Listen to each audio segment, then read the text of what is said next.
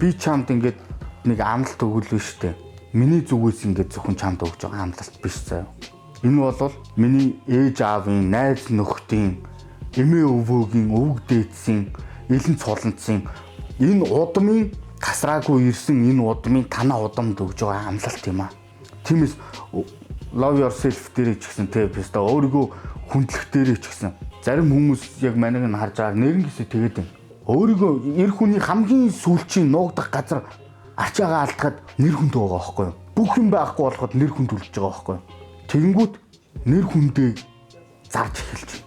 Энэ бол хамгийн хаадаг гэж маань бас харж байгаа. Яг өөрийнхөө хамгийн сүүлийн юм. Ганцхан өөрийнх нь бүтээсэн амьдрал, тэр өөрийнх нь ганцхан бүтээсэн ертөнц биш байхгүй юу?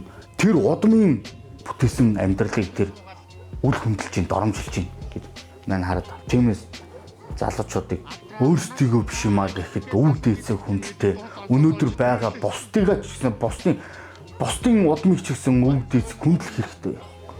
Ингэж сураасаа л залууч. Хамгийн муу ярьдаг ч гэсэн хамгийн сайныг боддог шүү дээ.